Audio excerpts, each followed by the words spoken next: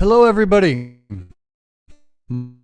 My name is Luebkeman, head of foresight at ETH Zurich. Your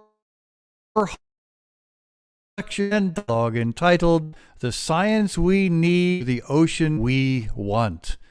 The ETH Global Lecture Series offers a platform for contemporary global topics to be discussed with outstanding global thinkers. Each month, we bring two amazing people together to discuss their personal insights, experiences, and expertise. In addition to simply learning, our goals are to broaden our perspectives of a contemporary topic so we can all broaden our thinking, challenge our opinions, and through this, make a meaningful contribution to solving and dealing with many of the issues that we are all working on and facing. The United Nations Oceans Day took place on the 8th of June, a day for humanity to celebrate the ocean and raise awareness of the challenges that they and we face. I am very honored today to be able to host two amazing individuals. First, my friend and brilliant scientist, Enrique Sala, a former university professor who saw himself writing the obituary of ocean life and quit academia to become a full-time conservationist as a National Geographic Explorer in residence. He founded and leads Pristine Seas, a project that combines exploration, research, and media to inspire national leaders to protect the vast and last wild places in the ocean. So welcome, Enric. His ETH discussion partner is Loïc Pellissier, an assistant professor of landscape ecology at the Institute of Terrestrial Ecosystems. Loïc's research is focused on understanding and modeling past and future landscape dynamics and their link to biodiversity. Welcome, Loïc. Thank you, Chris. Yeah, actually, there is a lot of terrestrial or land in this title, but in our research, we work on both of the seascape and the landscape. Well, I'm glad to hear that since we have Enric as our guest here. It would be a bit funny if it wasn't. So, our time together, this is the three of us and all of you. Our time together will be about 60 minutes. We will end on the hour. I will start our dialogue, and then you, our audience, will have the possibility to ask questions of our guests.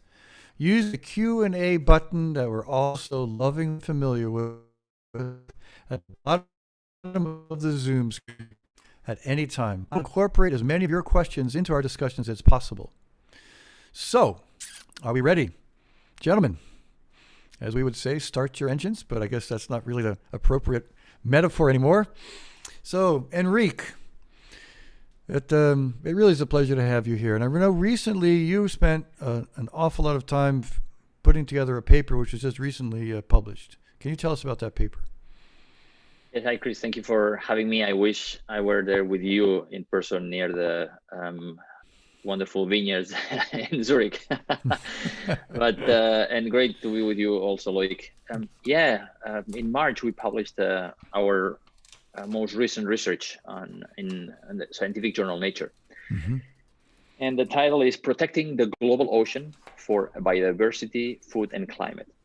And basically what we did was to develop a new framework to identify which areas in the ocean we need to protect, not only to preserve marine life and prevent extinction of species and the benefits that we obtain from them, but also what areas, if fully protected, would produce a spillover of fish, would help regenerate the areas around, so the spillover would be greater than the foregone catch by protecting these areas. So how can we get net benefit for food security?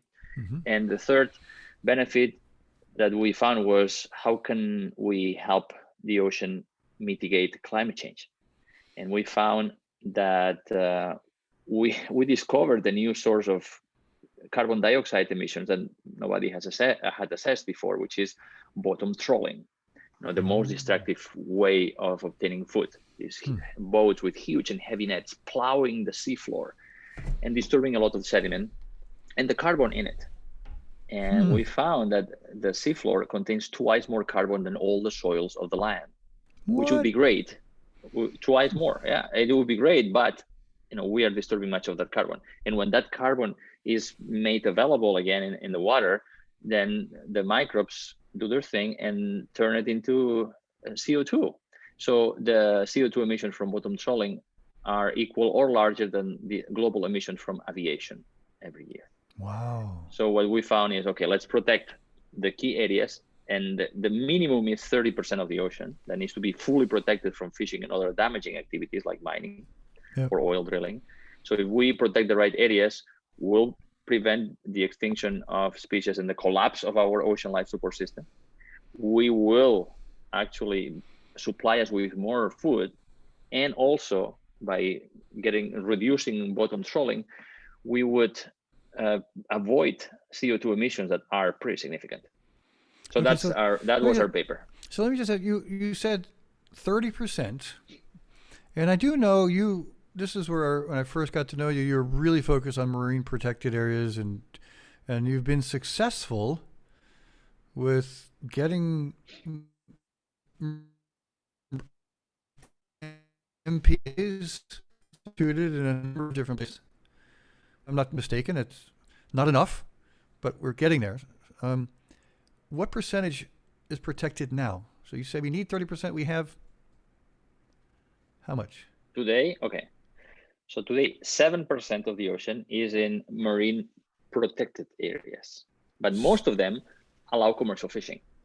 So, calling a protected area, an area that allows fishing, is like calling a logging concession, calling it a national park, right? It's a joke. So in reality, less than 3% of the global ocean is fully protected from fishing, mining, drilling, and other damaging activities. So we need to quadruple the amount of ocean that is in protected areas now, and also we need to race to strengthen the level of protection in the current protected areas. Okay, so explain to myself and others a bit more, what is a marine protected area? Just what is it? Yeah, and how do you? I mean, you have a fence around it? Yeah, it's very simple. It's on the line you can put fences. In the ocean you cannot, but you can put lines on a map. That's the way it works. So a marine protected area is like a national park in the sea. It's an area or what the national park should be. It's an area where ideally fishing, mining, drilling, destruction of the habitat, coastal development, all of these damaging activities are banned. So marine life can bounce back, right? And there are lines on the map, but there are lines on the map also for the big shipping companies. The big cargo ships know that there are lanes when they get into a harbor, or when they go through a strait, or to avoid the military area. So lines on marine maps is not something new. It's something that the sailing business has been familiar with for a long time. And we know that these lines on the map work, because you can see these aerial photos of a no-take area marine reserve, and you see a bunch of boats fishing on the line. And the line is invisible, but they have it on their GPS, right? So you actually can see, the boats draw the line in the water because they want to be there at the edge, catching the fish that spill over. Yeah. So you also used a descriptor, which I found intriguing, saying we need to have 30% of the right area. So Yes. What do you explain that a little bit more, please? Okay, so let me start with a land analogy. Okay, we also need half of the planet in its natural state. That's what the science is telling us. So 30%, at least 30% by 2030 is a milestone. So imagine for the land that, okay, we agree we need to protect 30% of the planet because we want to preserve all this biodiversity, all these species and the ecosystem they form, but also we want nature to help us fight climate change. We need all these forests, all these green plants you have behind you is the best technology we have for sucking up CO2, the excess carbon pollution in the atmosphere, right? So let's say, okay, let's protect all of Greenland, all of Antarctica, and the Sahara Desert. Wow, maybe we get to close to 30%. Fantastic. But, these are the places that harbor the least biodiversity, and these places the Sahara Desert is not really of much help when it comes to absorb carbon from the atmosphere, right? Mm-hmm. Or the Gobi Desert. So this is why we need to figure out, and the same thing in the ocean. In the ocean, let's say, 30%. Let's protect enough of the high seas of the international waters, right? They don't belong to any country. So, it's complicated because everybody's responsible, but nobody really is. It's like the Wild West. Sure. But let's assume that the tuna fishing industry agrees that, okay, let's protect the areas where we don't fish, right? Where nobody fishes. Perfect. That would be maybe 30% of the ocean. We've done it, right? No, we haven't done it. Yeah. Because the high seas produce only 4% of the food that comes from the ocean. Of the protein, yeah. So 96% of the problem, of the fishing problem, is within countries' 200-mile exclusive economic zone, right? This is where the priorities are. And of course, if we protected 30% of the ocean in places that are not so productive, they don't have so much unique biodiversity, and they are not threatened by human activities, we check the box, but we haven't achieved any of the goals that we set by having a target like 30%. So when you go as a National Geographic explorer, as you go to these places, I remember you telling me once that your job was to search out the wild spots of the ocean, the spots where we can discover what the oceans should look like, right? And how do you find those? I mean, how do you go about doing that? Well, it's very easy. Go far away from people. Yes, no, there is this gradient from pristine to absolutely destroyed, and it's correlated very strongly with the abundance of people, or the proximity, proximity to people in the ocean, also with fishing, right? So pristine means no people, and absolutely degraded means lots of people. And I'm not going to mention any place because I don't want to offend any nation here, but so what we have done with my project Pristine Seas, we've been going to places in this part of the gradient, from near pristine to places with small human populations that are not destroying the environment, so there is still a chance to bring it back. And so the first time I looked for these pristine places, I had a National Geographic atlas and my computer, and I did a Google search, and I looked at islands. Okay, the most remote islands in the middle of the ocean, or the most remote places in the Arctic or Antarctica, and then looking at, okay, is there anybody there? Are these islands uninhabited and far from main ports, etc.? Well, they are then likely to be in pretty good shape. Same thing with much of the Arctic coast and Antarctica. So that's how I started, just myself at home with the National Geographic Atlas and Google. Yeah, but we've been to some of these places and they are extraordinary. They are like time machines. You go back 500 years into the past. Places like the Line Islands and that belong to the Republic of Kiribati in the middle of the Pacific. You jump in the water and you are immediately surrounded by sharks. And there are so many fish. You look at the bottom and most of the bottom is covered by live coral. It is fantastic. If you go to the Caribbean today and you dive randomly at any spot, within 1 minute, we can see 12, 15 sharks on the Line Islands. It would take you years to see 15 sharks in the Caribbean, if you were diving randomly around it. So this is why these places are so important, because they reset our baseline of what's natural. Yeah. Interesting. Well, thank you. And I think that's a perfect point to pause for a moment and move over to Loïc. Loïc, what do you do? I mean, in your research as a terrestrial landscape, I'm just kidding. Yeah. So you now, as I understand, you're doing some fascinating work in Colombia. Yes. So actually, my background is I'm not a marine biologist, but I started to get very interested by the seas. And this also started with working in Colombia and working with a large project that was financed by the Prince of Monaco. And the goal was to actually develop new ways of monitoring, because it's good to set up some project of restoration, of protections, but actually we don't have good ways of monitoring then what is happening after. So it's really costly to go again and again at those different places and see whether like a marine protected area would be actually beneficial for biodiversity over time. So that's why with this project, we decided to develop environmental DNA approach. And this is based on a very fascinating phenomenon, is that when animals are living in an ecosystem like fishes, they will shed some part of their skins, some tissue in the water, and we can simply filter the water. And then from this, we can sequence the DNA in the water and know what species are in there. So this is a fascinating new tool to actually do this monitoring.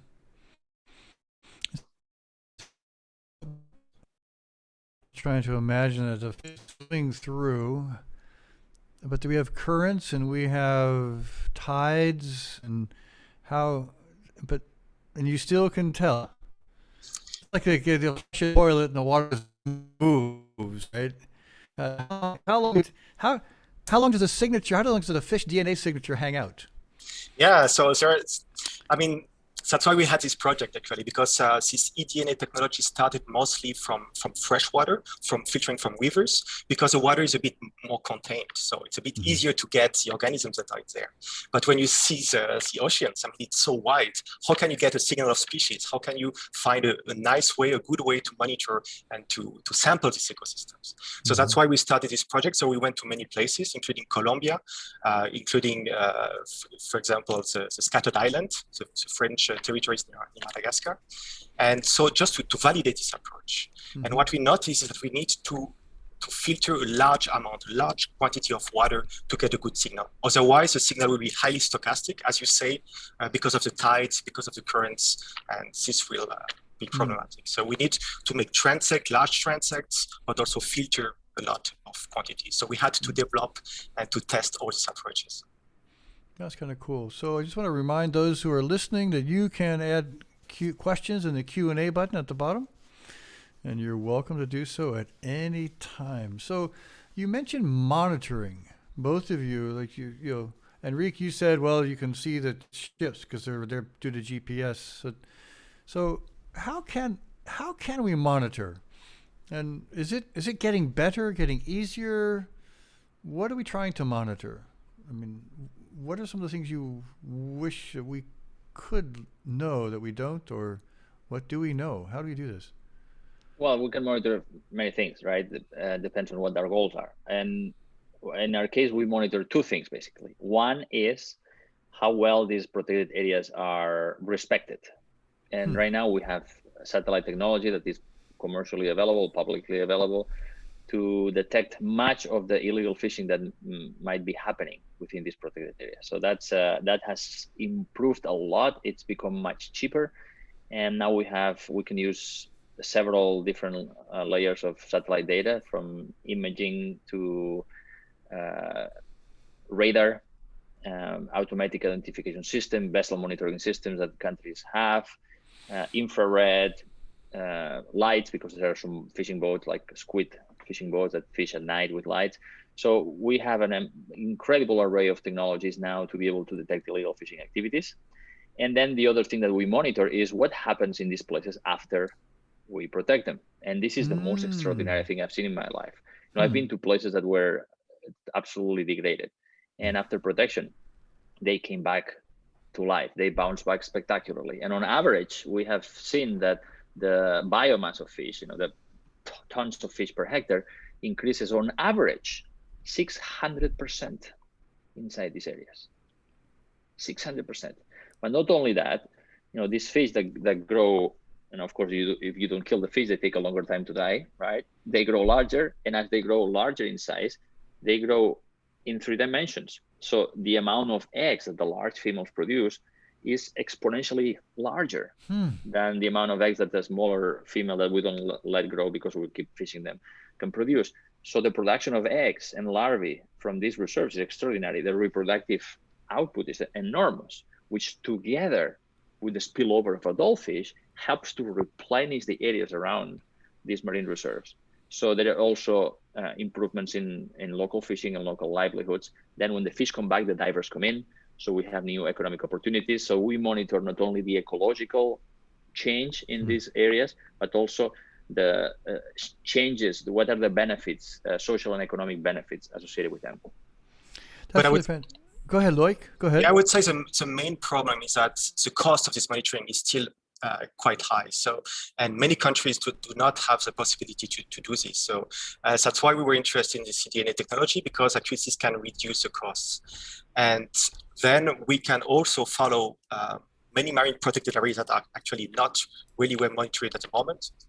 We could really set up this type of approaches. And that's why through this project, for instance, we are working together with Colombia to set up a laboratory for eDNA in Colombia so that they are able to do their own monitoring. So then we can expand. So what Enric is doing, we can expand to different countries so that they can follow the same approach of monitoring. Okay, Loïc, after this, you and I, sorry, Chris, you and I need to talk because we are also starting a project in Colombia, and we're also using eDNA. So definitely we need to coordinate to make sure that what we do complements each other. This is fantastic. I'm glad to hear. And also, les îles Éparses also. Definitely. I love the fact we connected you here. This is great.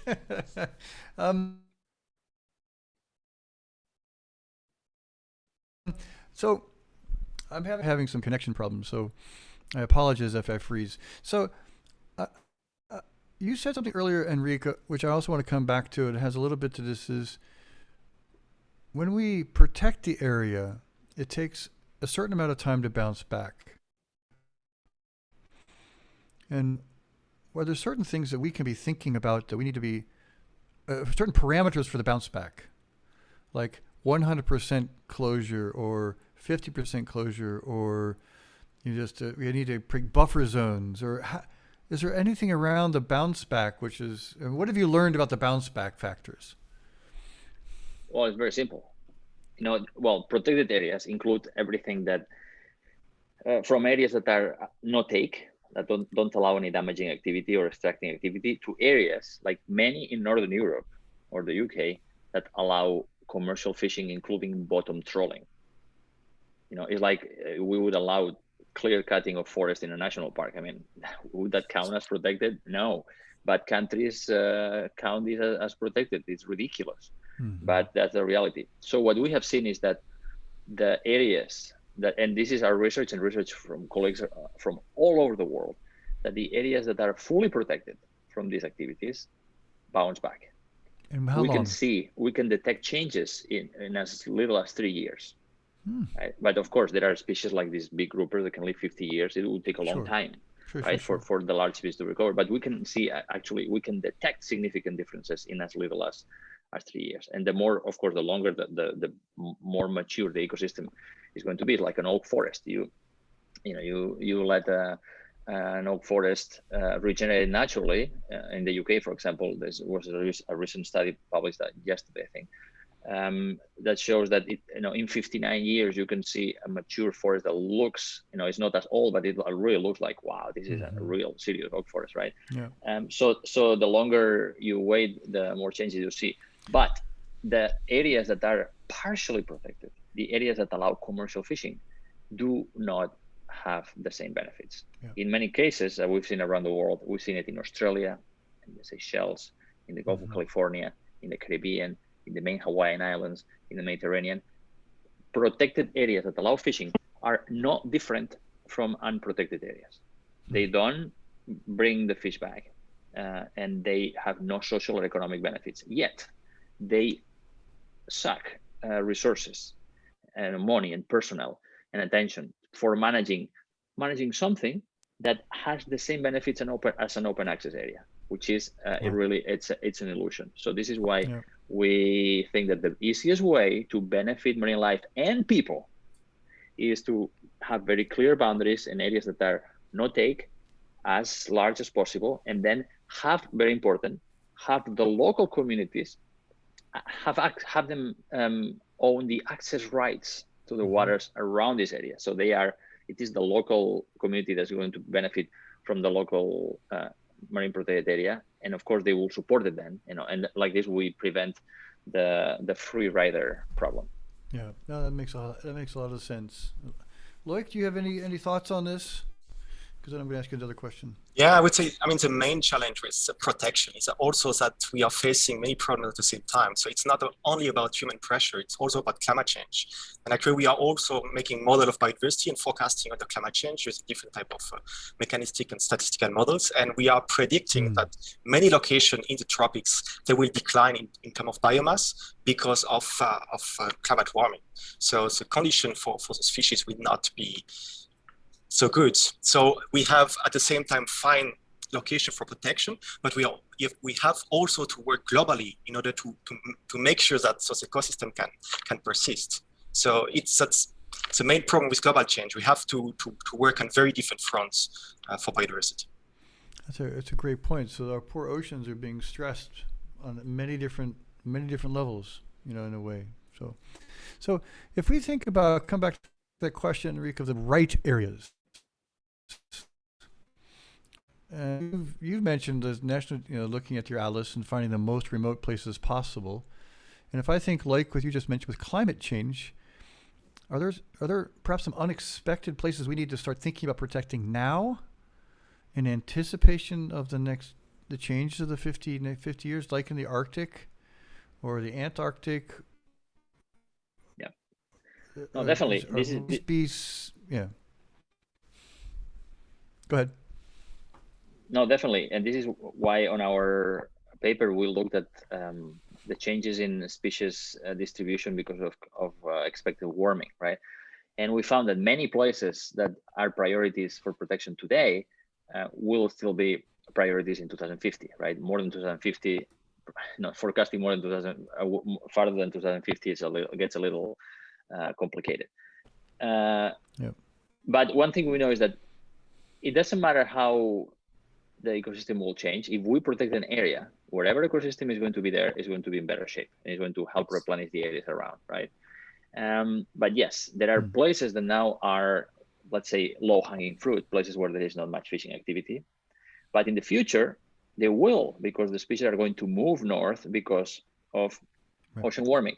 And this is why we worked with several governments to help create protected areas in the Arctic, and the Inuit communities in Nunavut in Canada have been, and the Canadian government have been fantastic, for example, already anticipating the protection of an area that is called the last ice. It's in the very northern tip of Canada, an area that is fully covered by permanent ice now, but it's probably the last place where there's going to be permanent ice. And all of these animals that the Inuit depend for their livelihoods, like polar bears or seals or narwhals, they depend on the edge of the sea ice. This is where the action is happening.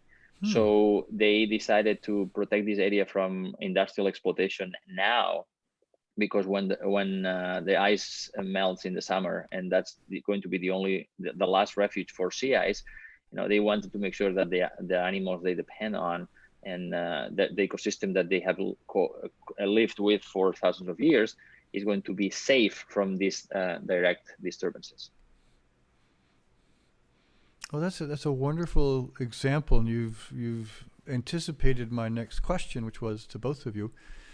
When you're looking around, I'm a huge fan of amplifying the positive, because we know the negative is easy, and I'm going to come back to the bottom trawling. But where else would you look around and say, hey, if you don't know about this community or this MPA or this activity, all of our listeners should know this? You've mentioned one in Canada, which I've never heard of, the last ice. Very cool. Help me with that. What are some exemplars that would be amplified? Enric, you get to go first, and then Loïc, you get to follow up. How's that? Okay, the work that the Inuit of several communities in Canada and First Nations are doing as part of Canada's plan to implement their 25 by 25 and 30 by 30 commitment, so protecting 30% of Canada's lands and waters by 2030. This is a fantastic story, but also there are other stories in places like Chile, where we have worked with the community of Juan Fernandez, where they were afraid that the industrial fishing around their islands was going to deplete the fish they depended on for their subsistence, and they fish lobster. They have an incredible incredibly sustainable lobster fishery for more than 100 years. And we work with them and to help them propose to the Chilean government the creation of 2 huge marine parks covering almost 500,000 square kilometers. That's the size of Spain and Portugal together. So now there are these 2 huge marine parks that protect the places from industrial fishing, and the only fishery allowed is around the islands for the sustainable lobster. And the fishes that went away when the trawlers were there pillaging the seamounts are back. They just sent us a photo last week saying, look, the fish are back and this works. Or the Tristan da Cunha community in the South Atlantic that last year, together with the British government, decided to create the largest no-take area in the Atlantic, 700,000 square kilometers. That's 3 times the size of the United Kingdom. Fully protected from industrial activities. Also, they conduct a sustainable lobster fishery.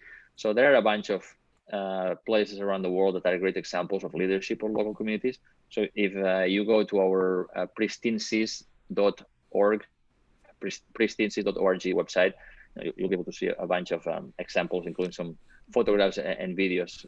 But let me ask you something there, because these examples all had some extraction taking place. And earlier you said we shouldn't have any. Yes. Well, they have an area, for example, in Tristan da Cunha, 700,000 square kilometers. That's 90% of the exclusive economic zone is closed to fishing.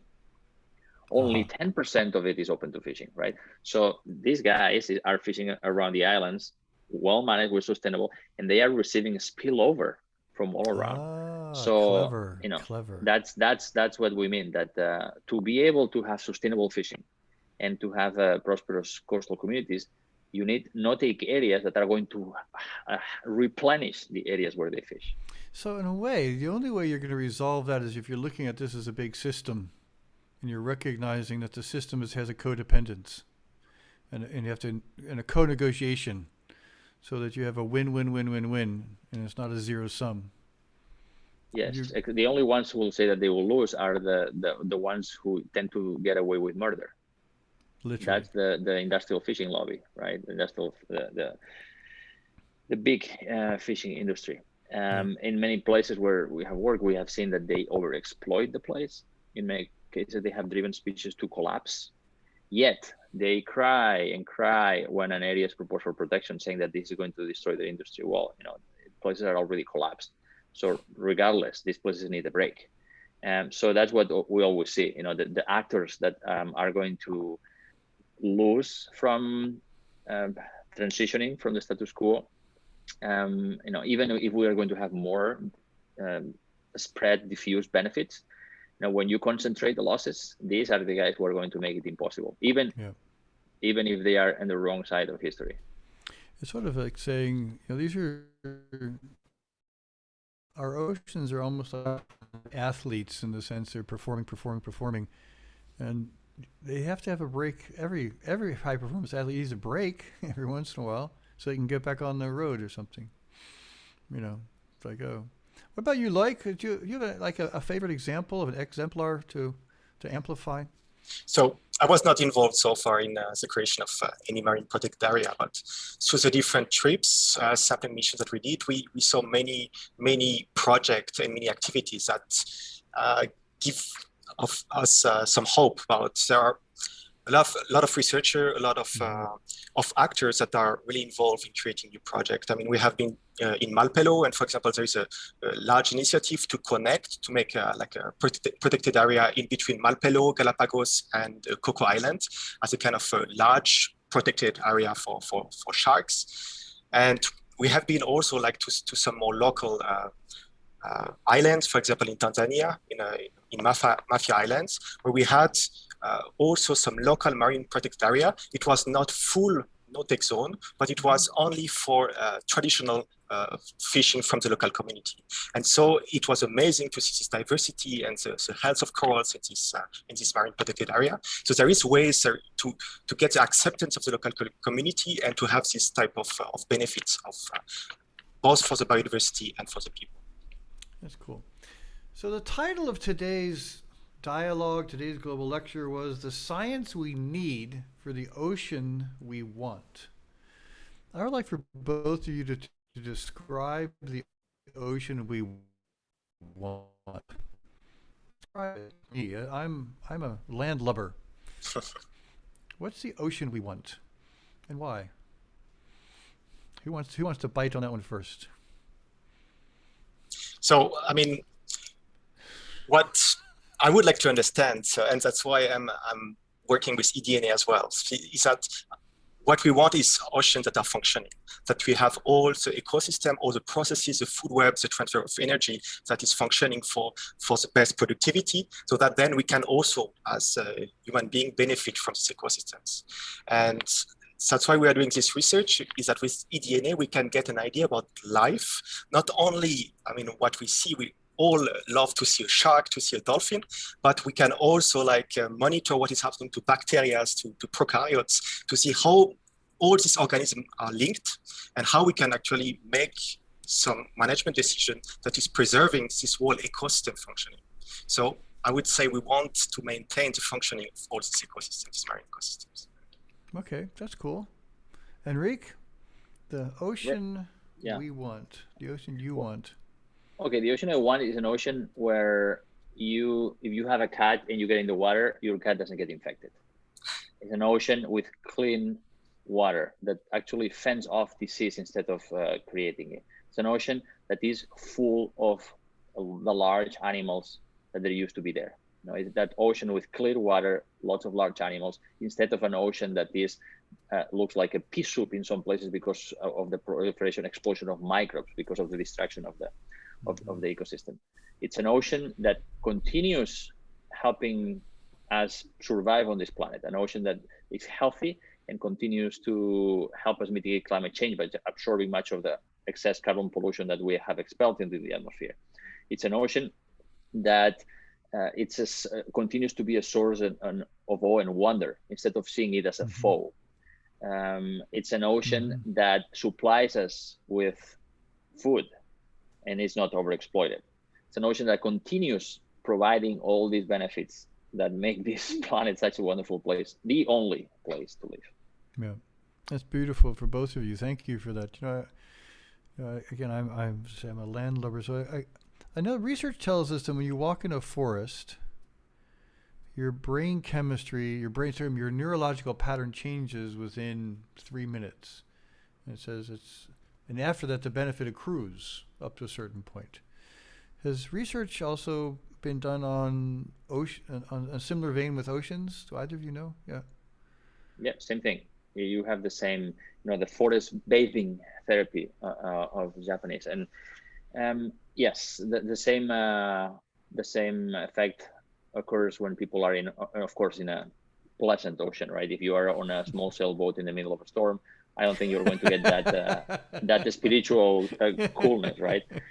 But yes, it happens because of the biophilia effect, for one. What the great biologist Ed Wilson named as biophilia, that sense of belonging with the rest of nature, that sense of awe and wonder and happiness that we experience when we are in contact with non-humanized nature, when we interact with other creatures, again, in a pleasant way, when you but also there are molecules, like in the forest there are molecules that we breathe, that are plant molecules that make us fall into that state. Same thing in the ocean.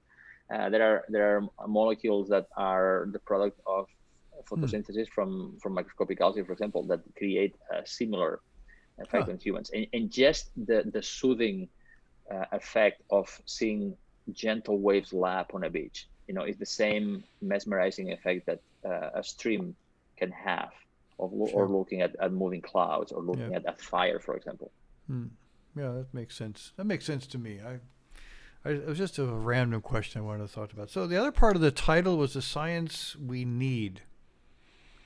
Do you have either of you have thoughts on the science we need? Because, your DNA was really amazing to me, that we can actually track what was there, what you see and what you don't see, what you didn't see. That's a cool science. Because many of our listeners who are listening now or will listen are scientists and researchers. What science do we need? That any ideas of if we only had this, it would make my life so much more interesting or much better. Do either of you have any thoughts on that?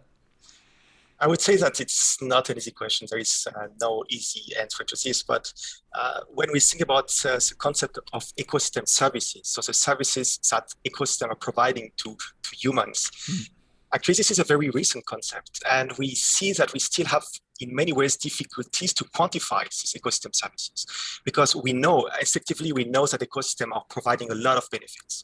But how to quantify, how to map it, how to see how it changes, to actually convince policymakers, politics to adapt, to adjust to this. So this quantification would be like something extremely important, I would say. Okay. Enric, what about you? Yeah, I agree with Loïc. That's very important. So we were at the conference on marine biodiversity that we organized when I was at Scripps Institution of Oceanography. And after 2 days of discussions of every expert telling us why their group of species that they studied was so important, a journalist from The Economist said, well, I've been listening to you guys for 2 days, and I still, I want to write something for The Economist, but I don't know what to say, because you keep saying that biodiversity is very important, we need to preserve it, but why? I still don't get it, right? So my colleague and friend Boris Warren and I, who were sitting to each other, and we said, man, we have to answer this question. So we put together a team of colleagues, and in 2006, we published a paper in Science where we showed that when you have biodiversity, and I mean mature ecosystem with all the species, large sizes, a lot of health, the more biodiversity you have, the more services, the more benefits we get from fending off disease, healthier seafood, protection of the seashore from seagrass beds or coral reefs, you name it, all these benefits. When we degrade biodiversity, those benefits also disappear. Okay. But when we protect places and biodiversity comes back, the benefits come back too, right? So that's very clear. So what I would say now is that yes, we need, and I'm a scientist, so I can say that we have enough science to act, right? And the eDNA is going to be super useful to learn more about what's there and changes that we cannot see with visual surveys. Yeah. But we cannot, we cannot let industry, the people who destroy the ocean for short-term profit, we cannot let them convince the world that we need more science before we make decisions. Right? We know what's clear. If we restore nature, it comes back and it brings all these benefits. So it is, that's what I would say. That's a great statement. I like that statement, Enric, that we know enough to make an decision now. And that's really good. So here's so much into the Q's. What do you think of the documentary Seaspiracy? One from do either of you have an opinion on the documentary Seaspiracy? I watched it, and I think it was great. I think it's some people say it's not accurate, that they manipulated some facts, they misinterpreted some of the facts. But I would say, look, most people have no idea about the industrial scale exploitation of the ocean. Fishing is not harvesting. Fishing is the largest hunting operation on the planet. These fish are not farmed. The fish that are caught by trawlers or longliners or fishing boats are wildlife, right? So we're talking about a massive global hunting operation. And most people have no idea about this. And there are lots of abuses. There are lots of abuses to human rights. And I was very glad that they were able to show this to people who are not going to watch a specialized documentaries, but they're going to watch a more general documentary on Netflix. So in terms of awareness raising, I think it was good. Yeah, I agree. It was good to give this attention to the problem, because maybe there was a lot of, I would say, better documentaries before, more scientifically accurate, but this one has the advantage to be very visible. So many people watched it. So I would say this increases sensibility of people to the problem. But I was a bit disappointed by the solution that is provided at the end of the documentary, which is actually a bit naive. So this is not the way we will change things. So if we stop eating fishes, this is not how we will save the seas. And you agree with that too, Enrique? We shouldn't just stop eating fish. Well, I think Loïc is right. I think what people, when I make a presentation at the end, people always ask me, what can I do, right? And I tell people, eat more plants and less animals. Stop eating. We should all stop eating the species that are on the endangered species list. I mean, that's a no-brainer. Yet, some species of tuna, like the Atlantic bluefin tuna, which is endangered, are continue to be subject to over exploitation, right? So that doesn't make any sense. It doesn't matter, if you're a vegetarian or you care about climate, but it's just the species that are endangered. We should give them a break, right? Yeah. But I think that eating more plants and less animals, we would still get the proteins and the nutrients that we need. That will reduce the amount. And the problem here, the main problem is the production of meat on the land, actually, because it produces, I think it was about 15% of the agriculture, 15% of the global emissions. Half of that is the emissions for livestock. In the US, 41% of the land is dedicated to raise livestock. 41% of the land of the United States. Right, and our bodies cannot absorb so much meat anyway. So a plant-based diet with some meat and seafood here and there would be good for us, and would be good for the planet because it would release more land that we could give back to nature, and also reduce CO2 emissions. Okay, I want to come back. Thank you for both that. So no, seriously, because I think this, for those who have not yet seen Seaspiracy, it's sort of sounds like it's one we should watch just to get our attention sort of up that. But I have another question for you, and is what is it that we can, could, and should be doing? Because in order for, you kind of answered it a little bit, Enrique, but I want to come a little bit more around focusing on the oceans we want, which is incorporating 30% of the MPAs. What can we do? I mean, what should we be doing to help you and help these activities happen? And of course, we can go and donate money, but, there's a lot more. Any ideas, Enrique? Sure. Well, did you hear me? I heard you. Yeah, sorry, I answered the question before you asked it. But yeah, but it's specific around MPAs.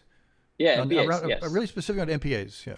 Okay, so if you're a government, for example, government of Switzerland, where you are, government of Switzerland has been one of the leading nations supporting 30 by 30.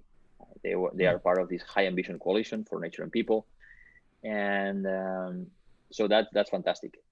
They are part of a group of 61 nations now, including low-income nations and richer nations, and the European Commission also. We have donor countries like Germany, UK, France, Canada.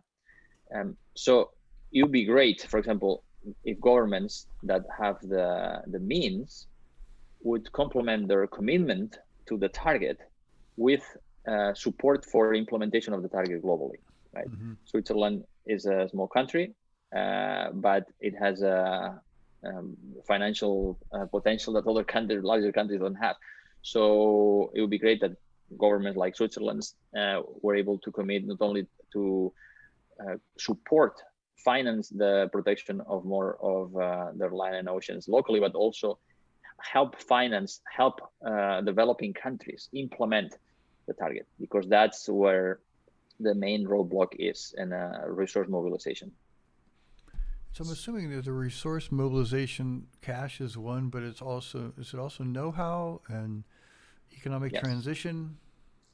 Yeah, there is a know-how. But the good thing is that there are enough groups and governments out there that know how to do this, that have already implemented, and they are managing effectively their marine protected areas. So the know-how exists. We just need partnerships so that know-how can be transferred to countries alongside the financial assistance. Yes.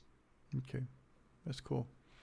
Loïc, do you have any other thoughts on what the average citizen could and should be doing when it comes to the theme of the oceans we want? I mean, I would say that there is kind of a benefit of political activism, a bit like what we saw for the climate strike.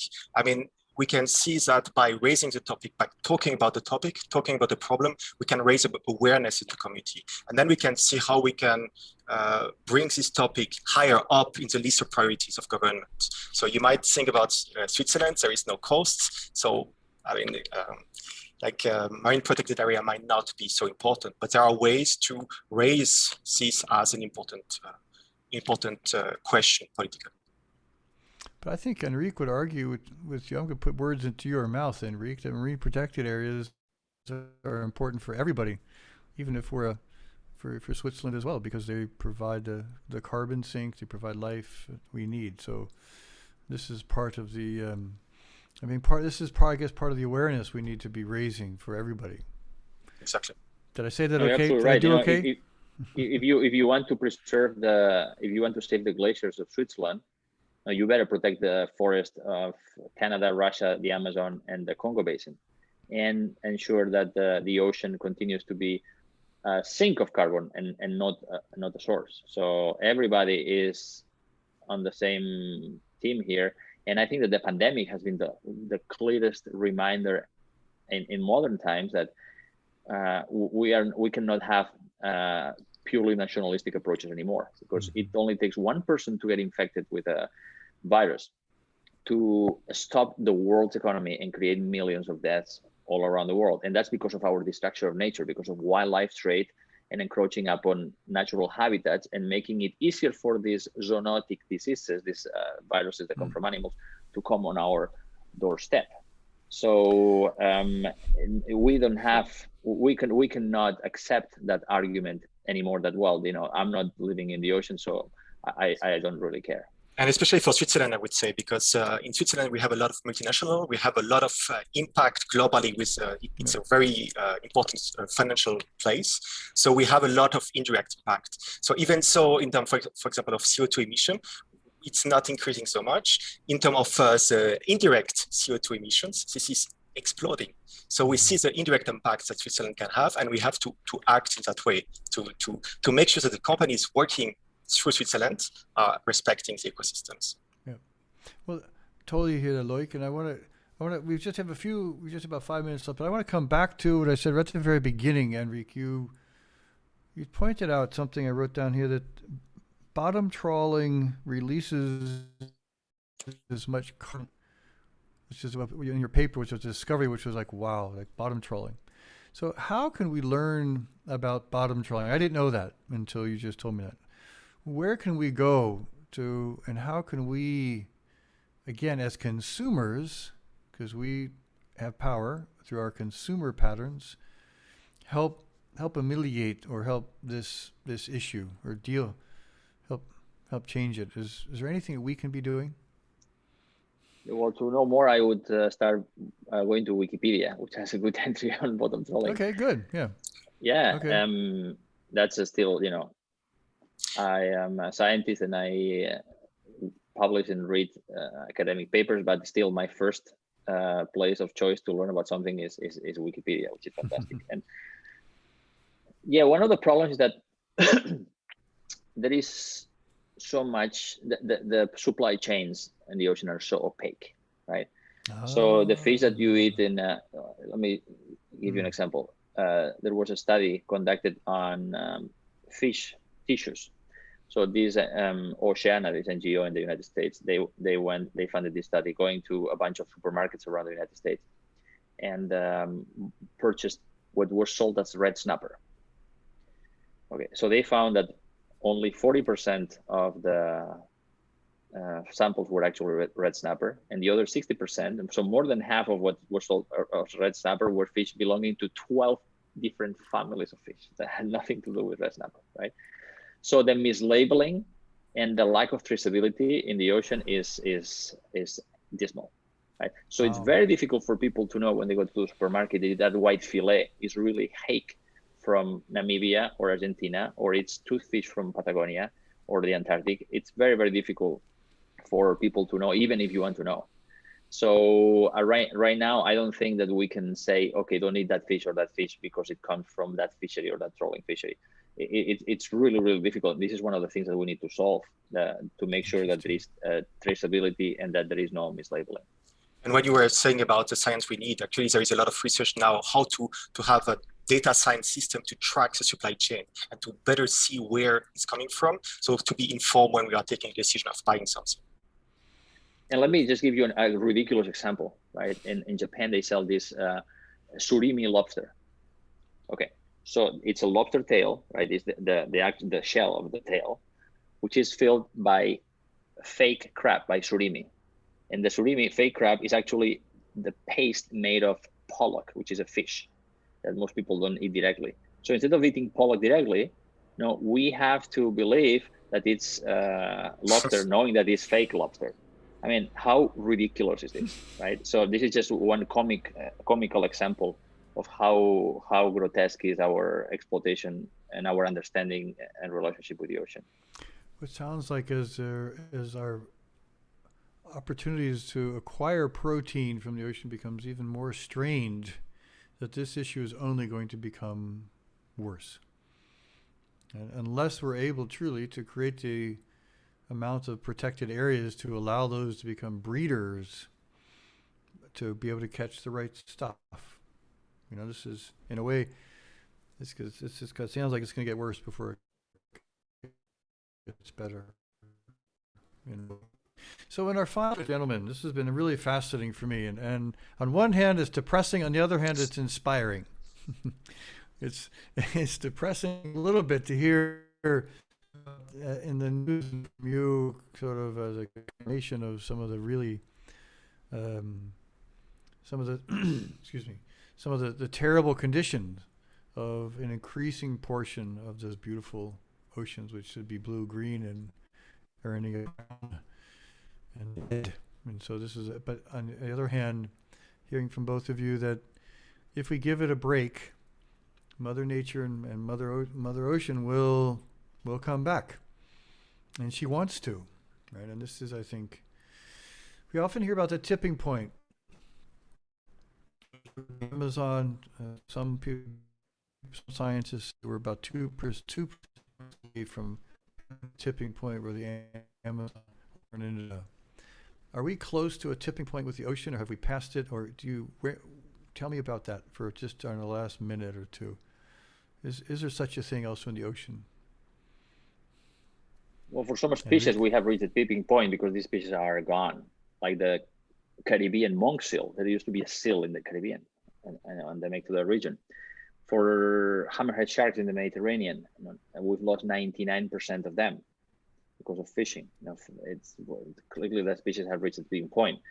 But the good thing is that most species are still there. And we know, as you said, that if we give the ocean some space, it can bounce back spectacularly. So I would want to end saying that there is another tipping point, which is that the governments of the world have realized, and people have realized, that we cannot continue with this forever. So the G7, for example, last week released on Sunday their Nature Compact, committing to protect 30% of the planet land and sea by 2030. 61 nations in the High Ambition Coalition for Nature support that. So the political momentum and the public opinion momentum is such that I think that we are near a tipping point where we'll be able to reverse the loss of nature. That's great. That's good to hear. I like that note. And I saw Loïc, I saw you shaking your head in agreement with that. So I'm gonna. Yeah, we have to believe that it's possible and that we can bounce back, and that Well, I do believe. I think, and I am a 6 days a week. I'm an optimist. You know, we're on that optimist stage. So, gentlemen, I would like to thank you on behalf of the ETH and just on myself and our audience for making the time to share your thoughts and your brilliance with us today. It was really, as always, when talking with you, Enric, and you, like. It's been fascinating. So thank you very much for that. And I want to thank all of you who have joined us this afternoon and will be watching this in due course. This has been a fantastic lecture today, or our dialogue today, on the science we need for the oceans we want. Our next lecture will be on the 23rd of September, and our surprise guests will be announced in about 3 weeks. And so stay tuned for that. So with that, I would say, again, thank you. Learn about Wikipedia's entries on bottom trawling, go watch Seaspiracy. And have a great day. Stay safe, drink lots of water, and we'll see you next time. Auf Wiedersehen mit.